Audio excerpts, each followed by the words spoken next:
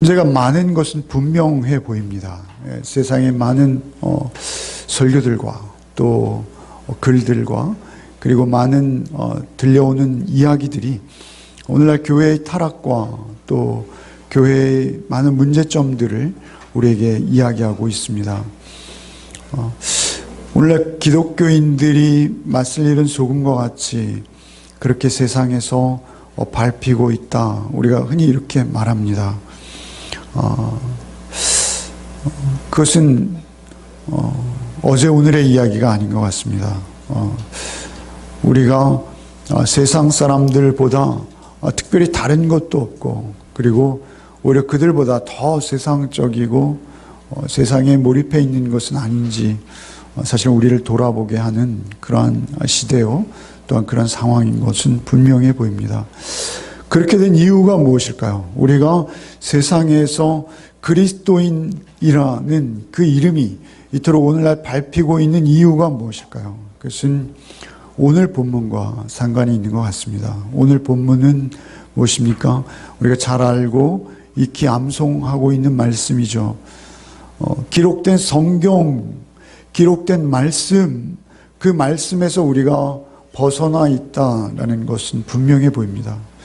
오늘날 이토록 인터넷이 우리에게 대중화되었고, 많은 설교들이 있고, 또 많은 가르침들이 있고, 유명하고 아주 세계적으로 크다 하는 대형 교회들이 우리 서울에 또 우리 나라에 이토록 많은데, 우리의 삶은 점점 더 그리스도인보다는 그리스도인이 아닌 쪽으로 멀어져 가고 있는 이유는 우리가 말씀을 있는 말씀 그대로 받지 못하고, 또 받지 못할 뿐만 아니라 기록된 말씀을 우리의 편의와 우리의 욕심에 맞추어서 왜곡하고, 그리고 우리의 뜻대로 해석하고 우리의 마음대로 받아들이고, 그렇게 됨으로 인해서 우리의 삶이 세상 사람들과 거의 다름이 없는, 아니 오히려 그들의 수준에도 못 미치는 그러한 삶이 우리의 현실 속에 있다는 것이죠. 그렇게 되어진 원인이 무엇일까요? 우리가 그렇게 되어진 원인은 하나인 것입니다. 하나라고 저는 여깁니다. 말씀이 우리에게 전혀 영향력이 없는 것이죠. 말씀이 말씀대로 해석되고, 말씀이 말씀대로 우리에게 능력을 드러내지 못한다는 것이죠. 과연 이 문제가 어디에 있을까요? 사도께서는 고린도 교회에 거짓 사도들이 들어오고 고린도 교회가 많이 타락하는 그러한 상황 가운데서 공격을 받습니다.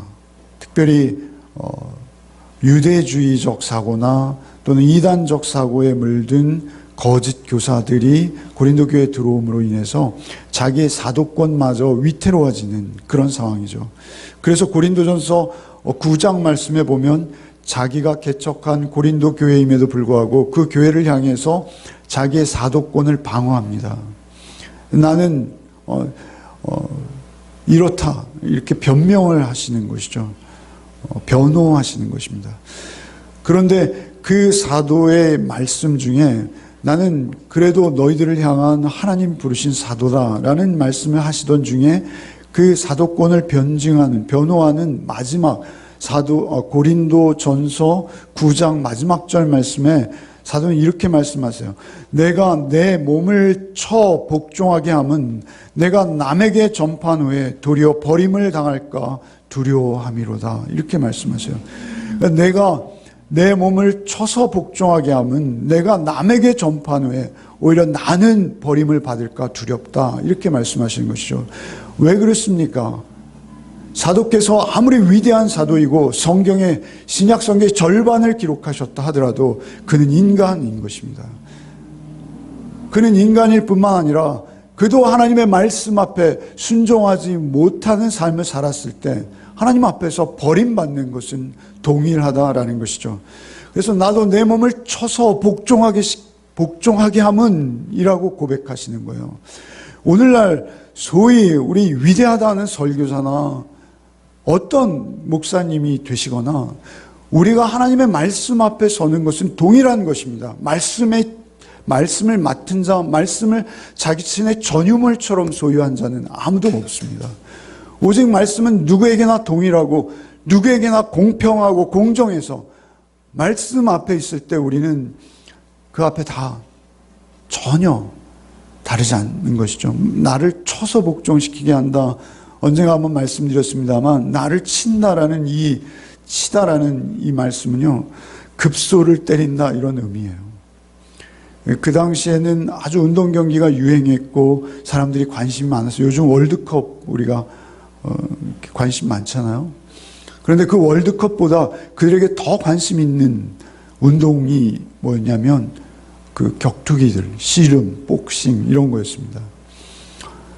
그런데 그 사도께서 나를 친다라는 것은 자기 눈 밑을 친다 이런 원어적 의미를 말씀드렸어요. 한번 턱 맞으면요 그냥 정신을 멍하게 잃고 쓰러져 버리는, 그렇게 자신을 혹독하게 친다는 것입니다. 말씀으로. 말씀에 순종하는 것은 그렇게 만만한 것이 아니라는 것이죠. 사도와 같은 분도 말씀 앞에서 자기의 눈을 쳐서 자기를 복종시켜야 하는 그러한 상황이라고 고백하시는 것이죠. 사도권을 변호하면서 나는 사도야 라고 다시 자신의 대단함을 증명하는 것이 아니라 나도 말씀에 나를 쳐서 복종시키고 있어 이렇게 말씀하시는 것이죠. 그것이 진실한 그리스도인의 삶입니다. 그 진실한 그리스도인의 삶이 우리에게 없이 그리스도인이 그리스도인 되는 길은 없다라고 사도께서 강조하시는 것이죠. 말씀에 여러분을 쳐서 복종시키지 않으면 우리는 하나님의 사람도 그리스도인도 아니다. 이렇게 성경은 우리를 교훈하시는 것입니다. 그 사도의 고백이 우리에게 오늘 성경이 되어서 우리에게 말씀해 주시는 것이죠. 오늘 본문을 통해서 역시 동일한 말씀을 디모데에게 하시는 것입니다. 우리 김효수 집사님께서 디모데후서는 영적 아들 디모데에게 마지막 남긴 유언과 같은 말씀이다 라고 묵상을 전해 주셨는데요. 그 마지막 말씀, 이제 4장 말씀은 말이죠, 이제 나를 위해서 의의 면류관이 예비되었어 끝 인사예요. 그 인사 말씀을 앞두고 우리 마지막 디모데후서 3장 마지막 말씀, 그 14절부터 17절 말씀이 사실 그 유언의 핵심이요 골자입니다. 이미 여러분 다 알고 계신 말씀들입니다. 우리가 몰라서가 아니라 우리가 그 말씀의 의미를 더 깊이 깨닫거나 유념하지 않아서 우리의 삶은 항상 하나님을 떠나 있기 쉽고 또 고통과 고난 가운데 우리가 스스로 들어가 버리는 결과를 낳고 마는 것이죠. 이 말씀을 통해서 우리가 새롭게 말씀 앞에 우리가 세워지는 복이 있으시길 바랍니다. 우리 14절 말씀 같이 읽겠습니다. 그러나 너는 배우고 확신한 일에 거하라. 너는 내가 누구에게 배운 것을 알며, 그러나 너는 배우고 확신한 일에 거하라 이렇게 말씀하세요. 그러나 너는 이렇게 말씀하세요. 그러나 너는, 이 말씀이 의미하는 바가 중요한 것이죠. 그러나 너는, 그러나라는 것은 무엇이죠? 지금까지 말씀해 오신 내용 가운데 있는 그 어떤 자들이 그렇게 살아가고 있다, 그런 삶의 방식을 선택해서 가고 있다. 그러나 너는 이렇게 말씀하죠. 그러나 너는. 오늘 공교롭게도 우리 이현은 집사님께서 기도하시면서 그러나 너는에 해당하는 그 에베소 교회에 들어온 거짓 사도들, 거짓 선생들, 그들의 상황을 다 읽어주셨어요. 그리고 그 모습 속에 우리의 모습이 있다라는 고백까지 해주셨어요. 그 모습이 무엇입니까? 이미 우리 집사님께서 기도를 하셨습니다만 3장, 오늘 본문이 있는 14절 바로 앞에 3장 1절부터 5절까지 말씀이죠. 너는 이것을 알라. 말세에 고통하는 때가 이르러 사람들이 자기를 사랑하며 돈을 사랑하며 자랑하며 교만하며 비방하며 부모를 거역하며 감사하지 아니하며 거룩하지 아니하며 무정하며 원통함을 풀지 아니하며 모함하며 절제하지 못하며 사나우며 선한 것을 좋아하지 아니하며 배신하며 조급하며 자만하며 쾌락 사랑하기를 하나님 사랑하는 것보다 더하며 경건의 모양은 있으나 경건의 능력은 부인하니 이 같은 자들에게서 내가 돌아서라 라고 강조하신 그 말세지 말에 사람들의 사랑하는 모습, 오늘 우리의 모습 그대로일 수 있는 것이죠. 그 모습, 그러나 너는 이라고 말씀하시는 것이죠. 거기서 도망하라 이렇게 말씀하시고 그러나 너는 이라고 본문을 시작하시죠. 그러면서 두 가지 우리가 그 길에서 벗어나서 하나님 앞에 바르게 살 수 있는 방법을 제시하십니다. 그것은 무엇이냐면 그 신앙의 선배들에게 보고 배우라는 것입니다. 그리고 두 번째 더욱 중요한 것은 성경대로 살아야 된다라는 말씀하시는 거예요. 성경. 그러나 너는 배우고 확신한 일에 거하라. 너는 내가 누구에게서 배운 것을 알며 누구에게서 배운 것을 알며 라고 말씀하시는 거예요. 그 말씀에 붙들린, 그 사랑에 붙들린 그 믿음의 선배들 누구에게서 배웠는지를 기억하는데 누구를 기억하라는 것입니다. 누구가 어떻게 우리에게 기억되고 있는지, 그 디모데가 기억하는 누구는 누구를 지금 지칭하시는 것이죠? 나를 지칭하시는 것입니다. 나를 먼저 지칭하시는 것이죠. 나의 교훈 이런 표현을 많이 사용하셨어요. 10절에 보면 나의 교훈 이렇게 말씀하시죠.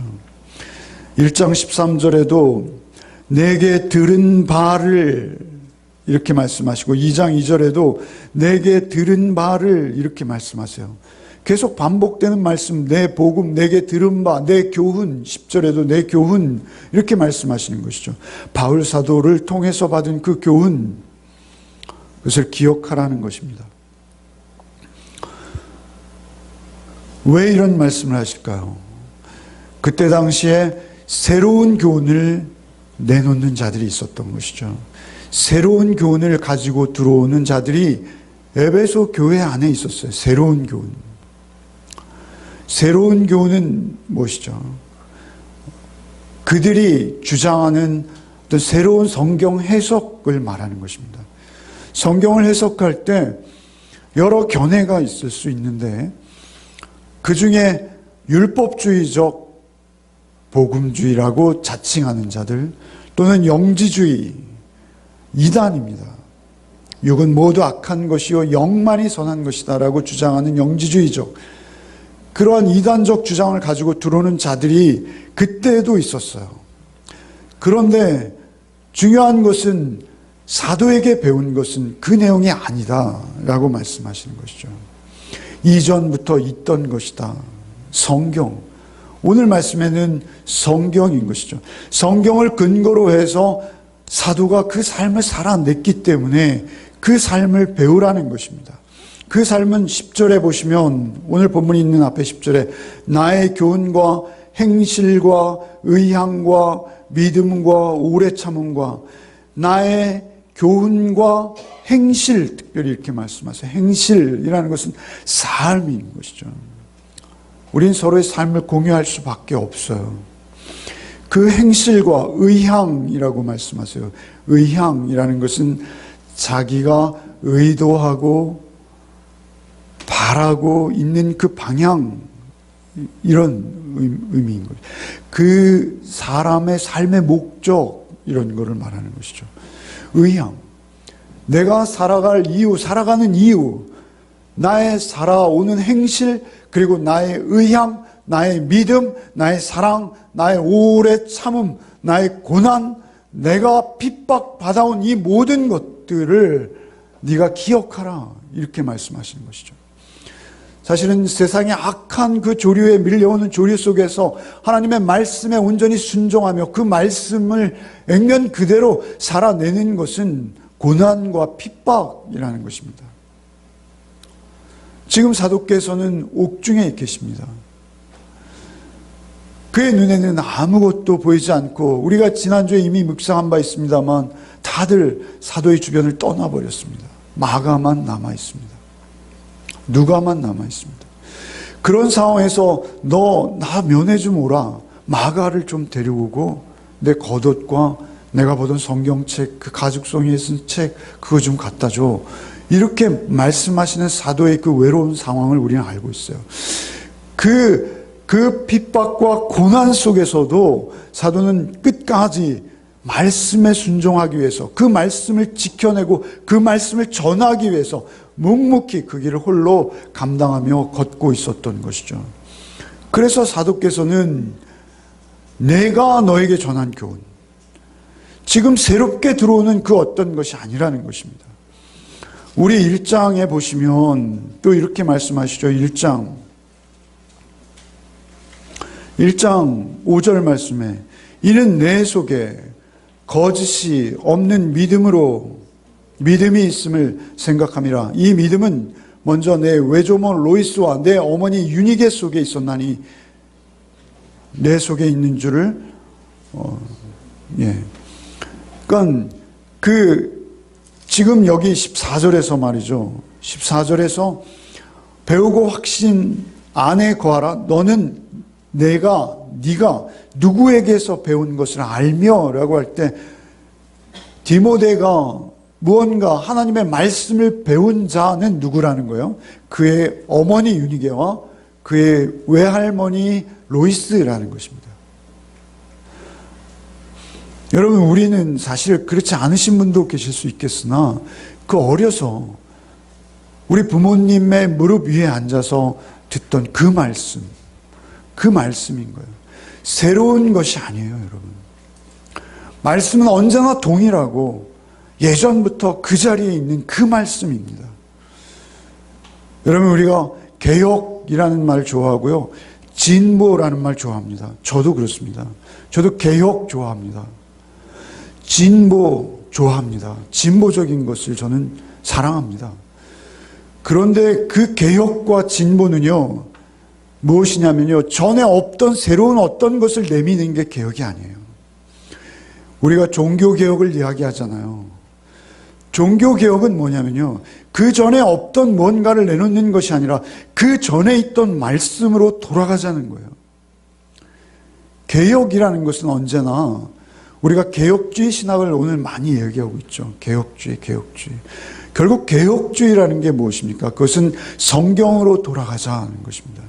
성경으로 돌아가자. 우리가 성경을 왜곡하고 잘못 해석하고 성경을 우리 마음대로 요리해서 성경이 말이죠, 우리의 성공과 우리의 번영과 우리의 안락과 우리의 평안만을 주는 그런 어떤 방법론적인 책으로 우리가 성경을 우리의 마음대로 활용하려 드는 것이죠.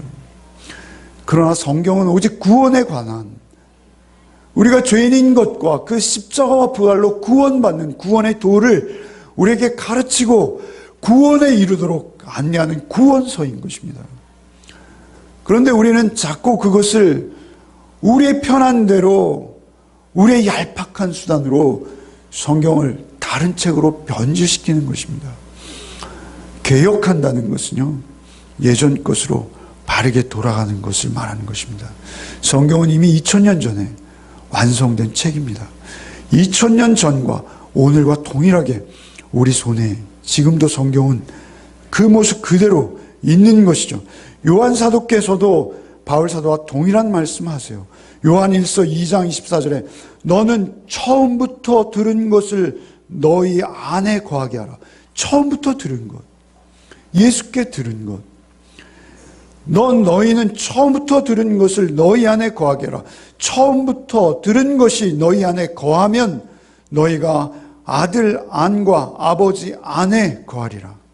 요한 2서 9절 말씀에도 지나쳐 그리스도 교훈 안에 거하지 아니하는 자마다 하나님을 모시지 못하되 교훈 안에 거하는 이 사람이 하나님의 아들을 모시느니라. 이렇게 말씀하시는 거예요.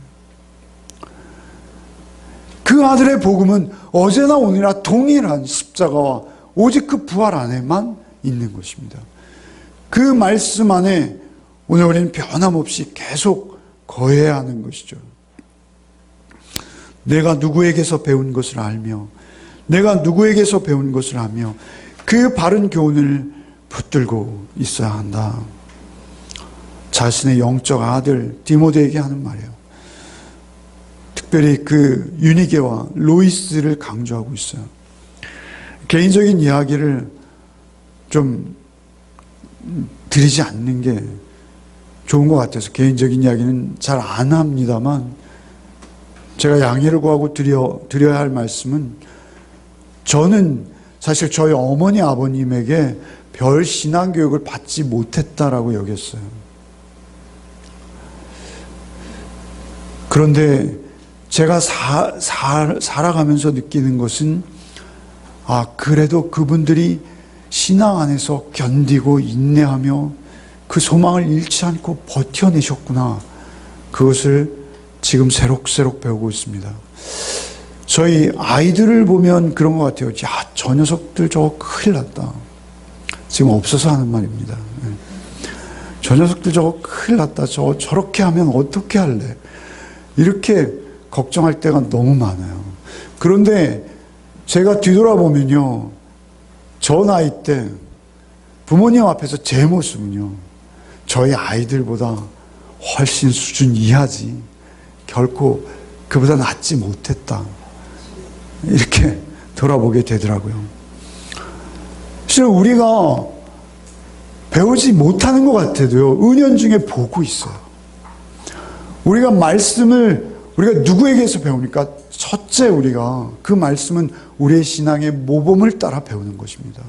누가 되었던 그리스도를 나에게 전하는 자가 있어요. 바울 사도께서 디모데에게 전했어요. 사실 저희 어머니 아버님은요, 정말 그 생애를 보면 롤러코스터 같은 생애예요. 여러분, 보통 평범하게 사는 사람이 뭐 국회의원 같은 거 뭐 2번씩 당선되고 이런 거 쉽지 않잖아요. 그러면 올라간 거예요. 그죠? 그런데 떨어질 때는요, 그때 당시에 말이죠, 그냥 보통 사람들이 사는 그 중산층의 삶이 아니었어요. 저희는 기거할 방을 하나 얻을 그 여유가 없어서 교회의 창고와 같은, 교회 장로님이셨는데도 불구하고 그 창고와 같은 그 방을 개조해서요, 거기서 5식구, 6식구가 살았습니다. 그분들은 인생의 최고 정점과 최고 저점을 동시에 수없이 거치셨습니다. 그런 상황 속에서도 그분들이 견뎌내셨다는 거예요. 남에게 특별히 아쉬운 소리 안 하고요, 남에게 못할 짓 안 하고요, 어려우면 어려운 대로, 없으면 없는 대로 그 고통 가운데서 소망을 놓지 않고 꾸역꾸역 살아내신 것, 그것이 저에게 교훈이 되더라고요. 여러분, 우리의 삶은 특별하지 않습니다. 조금 잘 나가요? 조금 잘 됐어요? 조금 출세하고 성공했어요? 그것이 우리에게 대단한 것이 아닙니다. 저희 부모님의 삶을 아시는 분은 저희 사촌 누님도 여기 계시고 저희 친누님도 여기 계세요. 그러나 사실 그분들이 대단한 신앙적 어떤 결과를 낸 것이 아니라 하나님 앞에서 그래도 인내하면서 제가 그 두 분을 모셨습니다. 부족한 가운데서도 그분 두 분이 마지막, 이 땅에서 마지막 숨을 내쉬는 그 순간까지 제가 옆에 있었어요. 근데 그것을 뵈면서 느낀 것이 지금 새록새로워지는 것이죠. 그러니까 누구에게서 본 것을 우리는 기억해야 합니다. 바른 믿음, 바른 신앙 안에서 그래도 말씀을 부여잡고 놓지 않으려는 발버둥이 여러분에게 있으실 수 있어야 돼요. 그런데 그것은 무엇으로 가능해진다고요? 여러분의 믿음의 모범을 보였던 그 신앙의 선배들을 통해서 우리에게 오는 것입니다. 디모데는 바울을 통해서, 그의 어머니 유니게와 그의 외할머니 로이스를 통해서 그 믿음이 그에게 유전되고 상속되는 것이죠. 지금 사실 뭐 밥도 못하고요, 빨래도 못해요. 누구 얘기하는지 아시죠? 교회 소식을 제가 오늘 안 전했는데 토요일 날 결혼이 있습니다. 그런데 밥을 제가 할 수 있을까? 자기 옷을 자기가 빨 수 있을까? 세탁기 어떻게 누르는지 모르는데 그런데 나중에 보면 자기 엄마만큼 할 거예요. 지네 엄마도 결혼하기 전에는 반찬 하나도 못했거든요. 여러분 점심마다 확인하시잖아요. 그죠? 지금은 선수입니다. 선수. 어찌되었든 그 보고 배우고 간접적으로 습득해서 자기가 해야 될 때가 오면 자기가 감당해야 될 그 상황이 부딪히면 그래도 꾸역꾸역 해낼 수 있더라는 것입니다. 어디서 배운다는 것이죠? 누구에게 배운다는 것이죠? 여러분, 우리가 우리의 신앙을 그렇게 물려줘야 될 줄 믿습니다. 그리고 여러분도 그렇게 물려받은 신앙을 잘 간직하셔서 위기의 상황 속에서도 그 신앙 변치 않고 오직 그 믿음으로만 위로받고 믿음으로만 격려받고 그 믿음으로 끝까지 소망을 잃지 않는 여러분 되시기를 바랍니다. 15절 말씀 한번 같이 읽겠습니다. 15절 읽겠습니다. 또 어려서부터 성경을 알았나니 성경은 능히 너로 하여금 그리스도 예수 안에 있는 믿음으로 말미암아 구원에 이르는 지혜가 있게 하느니라. 어려서부터 성경을 알았다. 그런데 그 성경은 말이지 너에게 왜 유익한지 아니? 그 성경은 너를 구원으로 인도하는 거야. 이렇게 말씀하시는 거예요. 성경이 우리에게 유익한 이유는 무엇입니까? 그것은 구원의 책이라는 것입니다. 그런데 그 구원은 누구에게 이루어진다는 것이죠? 예수 그리스도를 믿는 믿음 안에서 구원 얻게 하는 지혜를 성경은 우리에게 주시는 거예요. 15절 말씀이 이렇게 말씀하세요. 너로 하여금 그리스도 예수 안에 있는 믿음으로 말미암아 구원에 이르는 지혜가 있게 하는 것이다. 이렇게 말씀하시죠. 성경책이 그렇다는 거예요. 여러분, 성경책은 참으로 놀라운 신비한 책입니다. 여러분, 하나님께서는 당신의 하나님 되심을 이 천지 만물을 창조하시고 말이죠. 그 창조의 섭리와 손길, 그 숨결 속에서도 하나님 창조주를 우리가 어렴풋이나마 알 수 있게 창조하셨어요. 그것을 신학적으로 어려운 용어로는요, 일반 계시, 이렇게 말합니다. 근데 우리에게 특별히 주신 계시가 있어요. 우리 기독교는 계시죠. 그 계시가 뭐예요? 하나님의 음성을 우리에게 문자로 만들어 주신 거예요. 성경이 있어요, 우리에게. 그 성경은 오직 우리를 구원으로 이르게 하는 책이다라고 말씀하세요. 우리 성경이 없으면 내가 누군지 몰라요. 여러분, 인간의 기원과 인간의 창조 어떻게 할 수 있을까요? 이 세상에 어떤 책이 인간은 이렇게 창조되었다라고 기록한 책이 어디 있겠습니까? 그 인간이 하나님을 배반하고 하나님을 배역해서 우리가 원초적 죄인이 되었다는 것을 우리가 어떻게 알 수 있겠습니까? 내 존재가 누구인지 알 수 있는 방법과 길이 도대체 어디에 있습니까? 내가 얼마나 죄된 인간이고 그냥 자연인 그대로 살면 내가 얼마나 기가 막힌 인생을 이기적으로 살다가 그렇게 쓰러질 수밖에 없는 존재라는 것을 발가벗기듯이 일러주는 책이 도대체 이 땅에 어느 책이 그런 나의 존재를 설명해 줄 수 있는 책이 있겠습니까? 그렇게 하나님을 배역하고 떠나버렸음에도 불구하고 하나님은 나를 사랑하사 나를 그저 홀로 두지 아니하시고 찾아오셔서 내 죄를 대속하시기 위해서 십자가에 당신의 아들을 달아 죽게까지 하신 그 하나님의 놀라운 역사와 사랑을 기록한 책이 이 땅에 어떻게 존재할 수 있겠습니까? 하나님이 우리에게 그 말씀을 주시기 위해서 우리에게 그 책을 주신 것입니다. 그래서 그 책을 통해서 우리는 내가 누구인지 알고 정말 우리가 이 땅에서 하나님 없이 지옥 같은 삶을 살 수밖에 없는 우리를 하나님께서 당신의 백성 삼으시고 당신 자녀 삼으셔서 돌이키셔서 하나님의 말씀과 복음 앞에서 새로운 인생으로 새로 빚으시고 성령을 보내셔서 성령과 함께 동행하는 삶을 살되 마지막 구원 얻는 길까지 우리에게 밝히 보여주시고 그 길로 우리를 인도하시는 그 놀라운 책, 오직 성경만이 우리에게 참 진리요, 우리에게 그 구원으로 인도하는 유일한 근거가 되어진다 라고 디모데에게 다시 강조하시는 거예요. 여러분, 성경의 가치와 성경의 그 존엄함과 하나님께서 기록하신 놀라운 우리의 구원의 길을 안내하는 예수 그리스도를 믿음으로 말미암는 구원을 안내하는 그 책이라는 것을 우리는 잊으면 안 됩니다. 성경은 구약과 신약으로 되어 있습니다.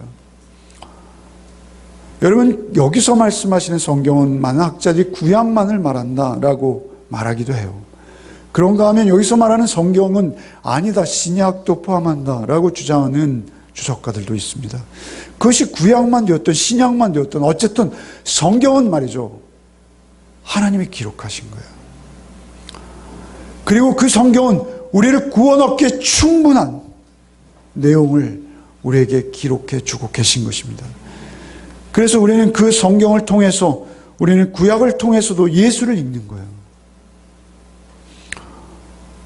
우리가 구약 살펴보았잖아요. 그죠? 창세기에 누가 등장합니까? 예수가 등장하시는 것이죠. 출애굽기에 누가 등장합니까? 어린 양 되시는 유월절 어린 양 예수. 레위기에 누가 등장합니까? 그 많은 제사의 제물이 되어주셔서 피 흘리시는 예수. 민수기, 신명기 우리가 읽고 있지 않았습니까? 그 모든 선지서들과 시가서들과 예언서들이 다 누구를 가리키고 있습니까? 그가 찔림은 우리의 허물을 인하며 그가 상함은 우리의 죄악을 인하미라. 그가 징계를 받음으로 우리가 나음을 입었고 그가 채찍에 맞음으로 우리가 구원을 얻는 것 아닙니까? 그 모든 이사야의 말씀과 예레미야의 말씀이 다 누구를 비추고 있습니까? 오직 우리를 구원하신 예수 한 분을 비추고 있습니다. 성경은 그런 것입니다. 신약은 어떻습니까? 신약은 그분이 직접 오셔서 그분의 생애와 삶을 살아내신 것이죠. 사도행전은 그분의 설교와 그분의 말씀을 들었던 그들이 성령의 임재를 통해서 하나님의 능력을 경험하고 이 땅에 교회들을 세워가는 놀라운 역사를 우리에게 소개하고 있습니다. 서신서들은 예수 그리스도의 인품과 성품, 그분이 우리의 삶 속에 어떤 의미로 찾아오시는지 그것들을 기록하고 있죠. 계시록은 주님이 다시 오신다, 반드시 오신다, 하나님의 나라를 이렇게 완성하실 것이다, 우리에게 처음부터 끝까지 우리를 소개하고 있는 것입니다. 그 말씀이 여러분에게 유일한 근거가 되시길 바랍니다. 마지막까지 우리가 놓지 말아야 될 주의 말씀, 그 말씀만이 여러분에게 힘과 능력이 되시기 바랍니다. 구약을 읽든지 신약을 읽든지 어디서든지 피 흘리시고 나를 사랑하신 예수, 그 예수를 믿는 믿음으로 구원 얻는 15절 말씀, 또 어려서부터 성경을 알았니 성경은 능히 너로 하여금 그리스도 예수 안에 있는 믿음으로 말미암아 구원에 이르는 지혜가 있게 하느니라. 그 지혜가 여러분에게 있으시길 바랍니다. 16절 말씀, 우리 또 요절로 다 외우는 말씀이죠. 16절은 보지 않고, 여기를 보지 않고 저의 눈을 보시면서, 요절도 한두 번 외우신 게 아니죠. 그죠?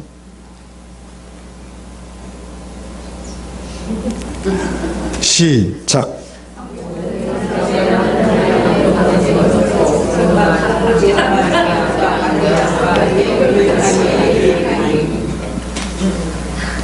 아멘, 아멘.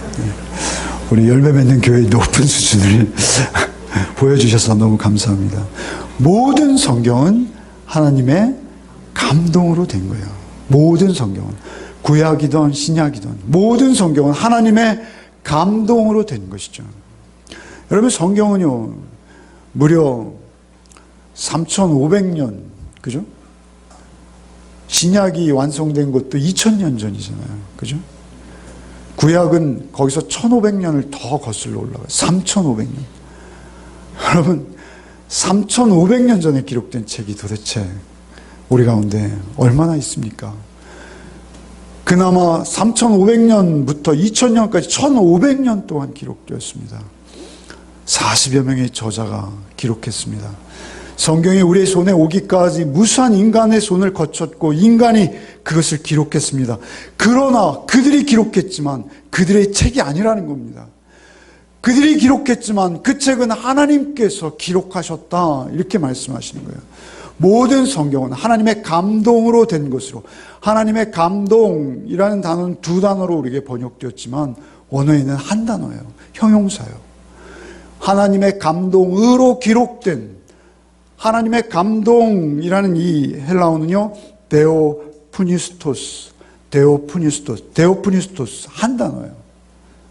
데오푸니스토스. 여러분 드린 주석에 보면요, 그 주석에 이 단어에 대한 해설이 자세하게 나와 있습니다. 다 가지고 계시죠, 그 주석. 데오푸니스토스는 데오스란 하나님이라는 단어와 또 한 단어 푸네스라는 단어가 합성되어 있는 것입니다. 푸네오라는 이 단어는요, 불다, 숨쉬다, 이런 단어라고 합니다. 그러니까 하나님의 숨, 하나님의 생기를 말하는 거예요. 성경은 하나님께서 그 저자들을 감동하사 성령으로, 하나님의 숨으로, 창세기 2장 7절 말씀, 하나님께서 그 인간을 흙으로 빚으사 그들에게 생기를 불어넣으시니 그들이 생명이 된지라 할 때 하나님의 그 숨, 하나님의 그 호흡으로 하나님께서 이것을 기록하셨다는 거예요. 이것은 우리에게 분명히 문자로 존재하고 있어요. 그러나 그 문자는 문자가 아니라 하나님의 숨과 호흡이라는 거예요. 성령에 붙들리고 성령에 감동되고 성령에 감화받은 그들이 본 하나님, 그들이 만난 하나님, 그들이 경험한 하나님 앞에서 하나님에 관해서 기록한 하나님의 숨결로 기록되어진 하나님의 책이라는 것입니다. 하나님의 책인 것이죠. 그렇게 성경은 살아있는 말씀, 우리의 심령 골수를 찔러 쪼개는 말씀일 수밖에 없는 거예요. 그 말씀을 우리가 사모하는 마음으로 우리도 성령님을 간구하며 성령님 도와주옵소서, 이 말씀을 기록한 그들의 심정과 그들의 상황과 그들이 만난 하나님, 저도 뵙기를 원합니다. 간절한 마음으로 여러분 말씀을 묵상하시고 또 묵상하시고 또 붙드시면 분명히 문자일 뿐인 그 성경이 하나님의 음성으로 우리에게 들려온다는 거예요. 그 약속이 우리에게 주어졌습니다. 그 약속을 여러분 믿으시고 성경을 묵상하는 것이 여러분의 힘입니다. 성경을 묵상하고 성경만 의지하는 것이 여러분의 힘입니다. 여러분이 홀로 있을 때 더욱 묵상하셔야 합니다. 여러분의 생각과 여러분의 마음에 다른 것에 빼앗기거나 점령당하지 마시고 오직 성경의 말씀이 여러분의 마음에 묵상되어지기를 원합니다. 그럴 때 여러분, 하나님이 여러분 안에 와 계신 거예요. 하나님은 멀리 계신 분이 아니라 여러분 마음속에 찾아오시기 원하시는, 베드로후서 1장 21절, 예언은 언제든지 사람의 뜻으로 낸 것이 아니요 오직 성령의 감동하심을 입은 사람들이 하나님께 받아 말한 것이라. 하나님께서 주셨어요. 그래서 그 말씀을 붙들고 있을 때 우리의 삶은 죄와 사망에 붙들려 있었지만 그 말씀을 붙들면 우리는 영원한 생명으로 즉시 옮겨가는 거예요. 우리가 이 땅에서 그 죄의 결과로 지옥 같은 삶을 살 수밖에 없어요. 우리 주변을 돌아보고 우리의 여건을 좀 생각해 보면 왜 이토록 나는 박복한가? 그 자리로 갈 수밖에 없어요. 사단은 우리를 그 자리로 끌어내리는 거예요. 그러나 하나님의 말씀이 나와 함께 하시면 우리는 즉각 하나님의 나라에 있게 되는 거예요. 하나님의 나라에, 하나님 천국 백성으로, 하나님의 자녀로, 하나님 앞에서 우리도 그 생기를 얻은 자로 호흡하며 그 말씀을 생명처럼 여기고 하나님의 음성을 듣는 복을 누리게 된다. 성경의 약속입니다. 그 약속이 여러분에게 날마다 큐티할 때마다 묵상되어지기를 바랍니다. 여러분 뭐 성경을 백독했다 뭐 이런 거 너무 부러워하지 마세요. 성경 백독하면 큰일 납니다, 여러분. 여러분 성경 백독하는데 걸리는 시간이 얼마인지 아십니까? 그거 막 백독하고 나면요, 여러분 성경 하나도 모릅니다. 정신없어요. 이게 그 말씀인가 저게 그 말씀인가. 여러분 말씀은 말이죠, 큐티 따라오십시오. 큐티 하라는 대로 좀 하십시오. 주어진 분량만큼 정확히 묵상하면서 깊이 있게 하나님의 말씀을 좀 붙들고 진득하게, 여러분 그 말씀의 깊이를, 그 넓이를, 그 높이를 여러분 좀 깨닫기 위한 간절한 마음으로 그 말씀 붙들고 살아내 보십시오. 성경은 그렇게 여러분 체질화돼서 묵상되어지는 것이지, 여러분 막 읽어낸다고 성경이 여러분의 능력이 되지는 않습니다. 여러분 우리 공동체는 그 말씀을 읽고 묵상하고 그 말씀을 더욱 깊이 있게 이해해서 나의 삶 속에 체질화시키는, 체화시키는, 그것이 우리 교회가 열매 맺을 수 있는 비결이라는 사실입니다. 오직 말씀만 여러분의 힘과 능력이 되셔야 되죠. 그 말씀은 우리를 교훈하신다 하십니다. 모든 성경은 하나님의 감동으로 된 것으로 교훈과 책망과, 교훈이 도대체 어디 있습니까? 이 땅에 교훈이 어디 있어요? 맹자왈, 공자왈, 예, 부분적으로 참 맞는 말씀이 많이 있어요. 어떤 말씀들은 이거 몇 장 몇 절에 있더라 뭐 이런 말씀도 있어요. 분명히 일반 계시 속에 있는 거예요. 그러나 하나님의 말씀이 아닙니다. 하나님의 말씀만 여러분에게 진실한 교훈입니다. 교훈과 특별히 더 중요한 것은 책망입니다. 책망. 여러분 우리가 말씀으로 책망받아야 돼요. 바울 사도는 그토록 완벽한 삶을 살았지만 말씀 앞에 설 때 말씀이 나를 치는 거예요. 여러분 요즘 교회는요, 책망이 없어졌습니다. 심지어 설교 중에서도 다중을 향한 책망을 하지 않아요. 옛날 초대교회는요, 성도 개개인을 치리했어요. 징계했어요. 오늘날 그런 건 교회에 없어요. 설교 중에라도 혹시 상처받을까 봐 함부로 설교하지 못한다는 거예요. 그러나 여러분 말씀을 듣고도 책망이 없다면, 여러분 말씀을 해석할 때 그것이 나에게 책망으로 다가오지 않고 내 의로움만 자꾸 포장시키고 높인다면 그것은 잘못된 말씀이에요. 말씀의 해석을 할 때마다 여러분 그 말씀이 하나님이시라면 우리를 사생아로 놔두지 않으세요. 우리를 잘못 가는 길에서 하나님 그대로 놔두지 않으시고 우리를 책망하시고 반드시 돌이키세요. 그러나 여러분, 제가 여러분 책망하면요, 여러분 다음 주에 얼굴 못 뵙습니다. 아멘. 왜 그랬습니까? 교회가 많기 때문에 그래요. 그러나 여러분 책망하는 교회를 찾아가십시오. 여러분 우리 교회보다 더 책망하는 교회 있습니까? 거기로 가십시오. 그게 복받는 겁니다. 여러분 말씀이 우리를 찾아올 때 내가 죄인된 모습을 봐야 되는 것입니다. 그리고 오직 말씀만이 나를 구원하시고 경건과 거룩으로 인도하는 하나님의 능력이 말씀에만 있다라는 것을 깨닫고 더 깊이 깨닫고 말씀의 거울 앞에 늘 자신을 비춰보고 자신을 책망하는 복이 있으시길 바랍니다. 책망한다는 이 원어는요, 유죄 판결이라는 의미예요. 유죄 판결. 여러분이 이 원어사 헬라어 사전에 찾아보면요, 유죄 판결. 여러분 하나님 말씀 앞에 설 때는 우리 다 죄인으로 발견돼야 되는 거예요. 여러분 하나님 말씀 앞에 섰을 때 여러분은 의인이라고 생각하세요? 그러면 여러분 그것은 가장 큰 저주입니다. 여러분 하나님의 말씀 앞에 설 때마다 부끄럽고 죄송하고 날 구원하셨는데 그 눈물이 여러분은 있으셔야 돼요. 그때 우리는 겨우 조금 하나님의 뜻대로 사는 것이 무엇인지를 이제 머릿속에 조금 안 거예요. 그리고 그 말씀에 순종해낼 수 있을 때까지 그 말씀을 묵상하고 붙드는 것, 그것이 책망입니다.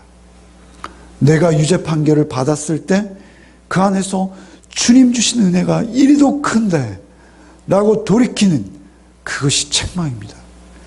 그 책망이 여러분에게 힘이 되시길 바랍니다. 의로 교육하기에 유익하다 이렇게 말씀해요. 의로 교육해. 여러분, 성경은요 막연한 책이 아니에요. 성경은 의와 불의를 나누는 책이에요. 여러분, 성경은요 이것이 의이고 이것이 불의인 것을 우리에게 알려주세요. 그래서 불의 앞에서도 여러분 대충 넘어가고 타협하면요 그것은 하나님의 사람이 아닙니다.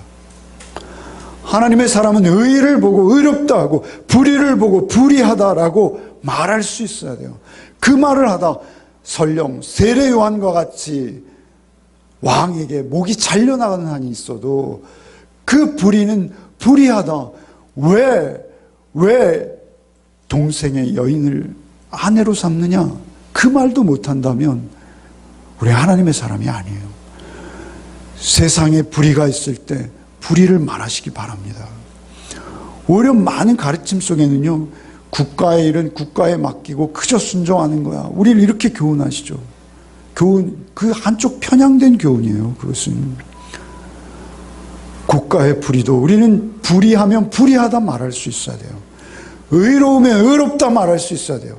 의로운 것은 더, 불의한 것은 더 불의하다라고 말할 수 있는 여러분 되시기 바랍니다.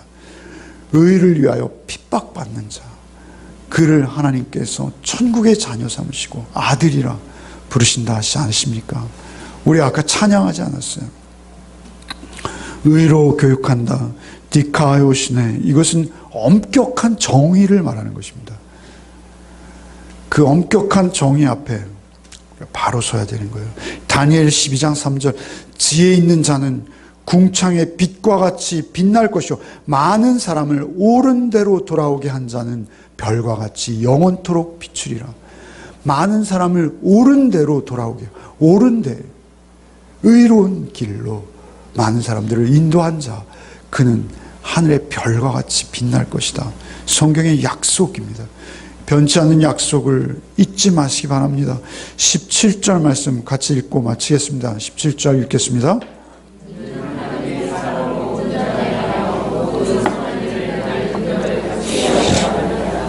하나님의 사람으로 온전케 한다. 하나님의 사람, 이것은 구약의 엘리야, 모세 이런 분들 앞에 수식어처럼 붙던 그런 말씀이에요.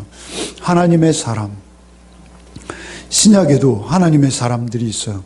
하나님의 사람이라는 것은요 하나님의 말씀을 대언하고 전하는 사람이라는 의미예요. 선지자나 예언자들을 일컬을 때 하나님의 사람이라고 일컫습니다.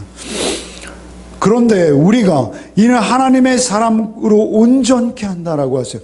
여러분, 온전해질 수 있나요? 우리가? 온전이라는 단어는 우리가 좀 거리가 있습니다. 그러나 말이죠, 우리가 하나님의 사람으로 하나님의 말씀을 가르치고 대언하고 있을 때요 우리는 온전을 향하고 있습니다. 여러분, 누군가에게 하나님의 말씀을 진심으로 전해본 적이 있으십니까? 누군가에게 정말 하나님의 안타까운 심정으로 누군가에게 하나님의 말씀을 대언해 보신 적이 있으십니까? 그때 여러분은 온전을 향하고 있어요. 오늘 본문이 이렇게 말씀하시는 거예요. 이는 하나님의 사람으로 온전케 하며, 우리가 하나님의 사람이 되어 있을 때 우리는 온전케 함을 입게 돼요. 그 기쁨 맛보시기 바랍니다. 우리가 피택자 교육 하잖아요. 피택자 교육 하는 이유는 무엇입니까? 그것을 여러분이 더 여러분의 머릿속에 이론과 체계적으로 그것을 확고히 그 그림을 품고 누구에겐가 나가서 그 말씀을 전함으로 더욱 큰 온전함에 여러분 향할 수 있도록 하기 위한 거예요. 하나님의 사람으로 온전케 하며 선한 일을 행할 능력을 갖추게 하라. 선한 일. 여러분, 선한 일이 도대체 무엇이죠? 여러분, 그리스도인이 할 수 있는 선한 일은 무엇입니까? JTBC의 이규현 리포트라는, 제가 이제 TV 채널을 돌리다 보면 정치 시사 프로그램인데 그걸 잠깐 봐요. 그런데 거기에 그걸 처음부터 끝까지 본 적이 있어요. 어젠가 그젠가 그제인가 그러니까 방탄소년 정치 시사 프로인데 아이돌 소년 아이돌 그룹을 특별 취재했어요. 그래서 야 정치 프로에 무슨 아이돌 그룹이 나오냐? 그리고 봤어요. 처음 시작할 때부터 봤어요. 끝까지 다 봤어요. 재밌더라고요. 너무 재밌어요. 흥미로웠어요. 그런데 그 팬들을 아미라고 하더라고요. 아미. 여러분 처음 들으세요?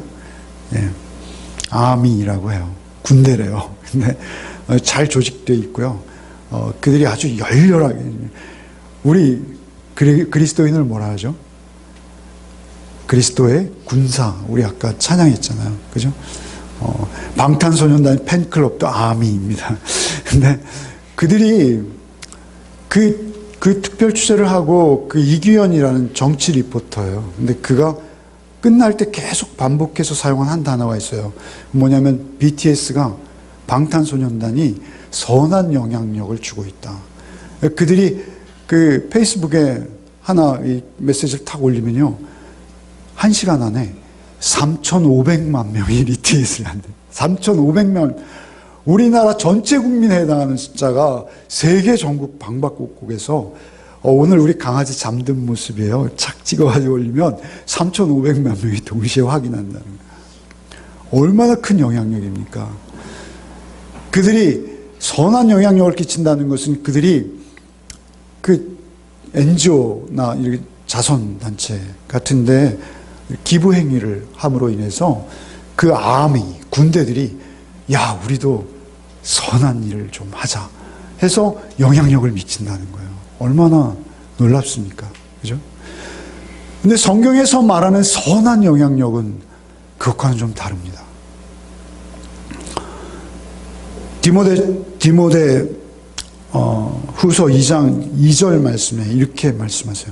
그러므로 누구든지 이런 것에서 자기를 깨끗하게 하면 그이 쓰는 그릇이 되어 거룩하고 주인의 쓰시기에 합당하며 모든 선한 일에 예비함이 되리라. 선한 일에 예비함이 된대요. 근데 선한 일에 예비함이 되는 자는 누구냐면 하나님 앞에서 자신을 깨끗하게 한 자라는 것이죠. 이사야 말씀은 뭐예요? 우리의 의는 다 더러운 옷과 같다라고 말씀하세요. 우리가 선한 행위를 내놓을 때 그 선한 행위가 하나님의 깨끗한 그릇이 아니고 우리가 내놓는 선한 행위들은 오히려 더러운 옷과 같을 수 있다라고 말씀하세요. 바울 사도는 이렇게 말씀하세요. 디모데 전서 5장 10절 말씀에 선한 행실의 증거가 있으니 곧 있어 혹은 자녀를 양육하며 우리가 선한 일의 행위의 증거는 무엇이냐면 자녀를 바르게 하나님의 뜻대로 양육하는 것. 두 번째는 뭐예요? 나그네를 대접하며. 나그네를 대접한다는 것은 나와 생명부재의 사람, 나와 그저 한번 마주치고 흩어 지나가는 그러한 분들일지라도 그들을 하나의 하나님의 피조된 하나님의 형상을 지닌 하나님의 인격으로 존중하고 대우해 주는 것. 그런가 하면 세 번째는 성도들의 발을 씻기며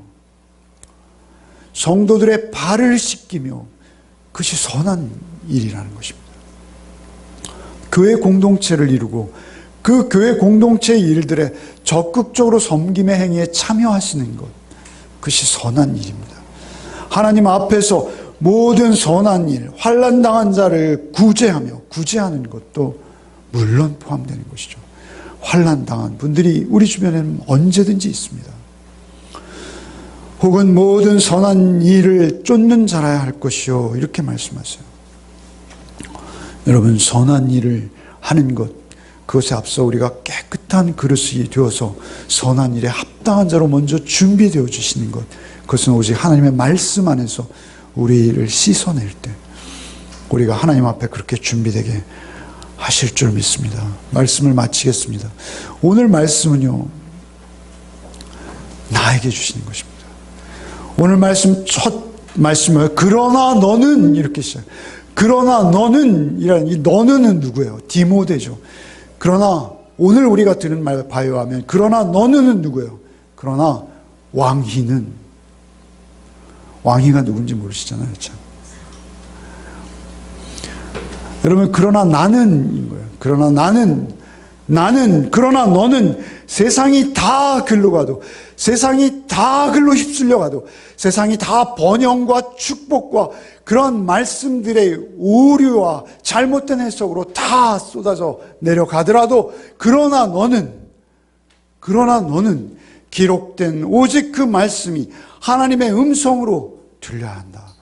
홀로 증인이 된다 해도 신경 쓰지 말고 너는 나의 가르침을 잘 따르고 너의 어머니와 너의 외할머니에게 들었던 그 교훈 안에 계속 머물러야 한다. 그 교훈은 오직 기록된 성경으로 되었는데 그 성경은 오직 하나님의 숨결로 기록된 하나님의 음성이란다.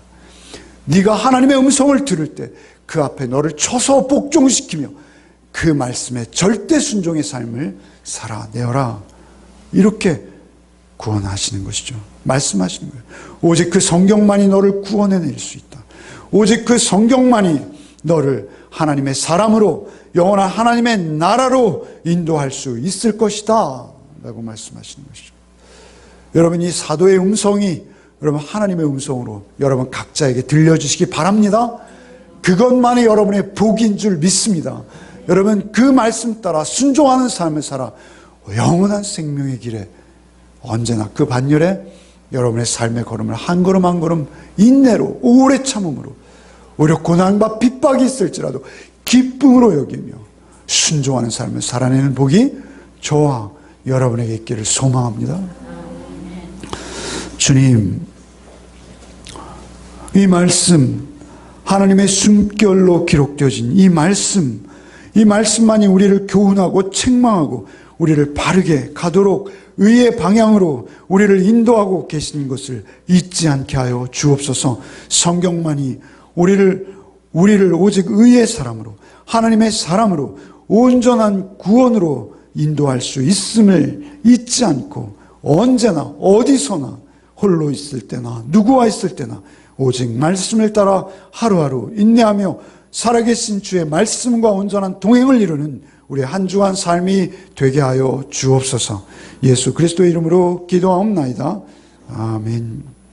이제는 우리 구주 예수 그리스도의 은혜와 하나님 아버지의 크고도 극진하신 사랑과 성령의 교통 감화 충만케 하시는 은총이 오직 말씀 따라 우리의 삶을 하나님의 음성 따라 드리기를 소원하는 우리 가족들 위해 이제부터 영원토록 함께 계시기를 축원하옵나이다. 아멘.